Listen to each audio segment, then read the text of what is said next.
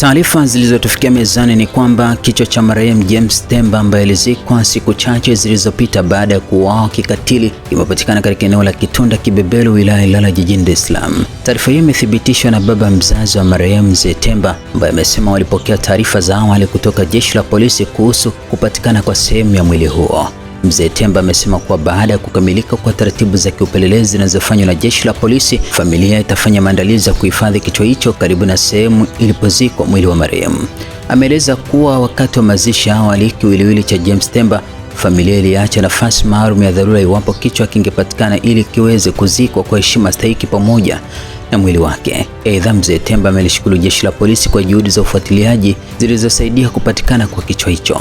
Pia ametoa shukrani kwa ndugu, jamaa na marafiki wa Tanzania pamoja na waandishi wa habari kwa kuendelea kwa pamoja na familia yake katika kipindi chote kigumu na maombolezo ya kifo cha mwanawe.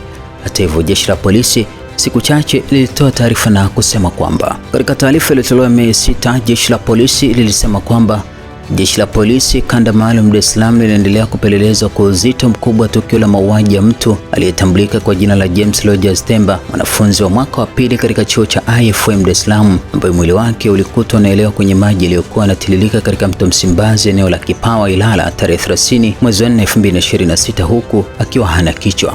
Polisi Dar es Salaam limewakamata watuhumiwa wanne ambao ni Steven Rogers Chaka Bungu miaka 31, afisa maabara mkazi wa Bomang'ombe Hai Kilimanjaro; Ana Frank Lema Happiness Mchaga miaka 30, mfanyabiashara mkazi wa Tabata Chang'ombe; Twalibu Hamisi Mputo miaka 23, mkazi wa Kigogo; Michael John Tambali miaka 26, mkazi wa Kigogo Kati. Pia vipo pia baadhi ya vielelezo ambavyo vinachunguza kuhusiana na tukio hilo.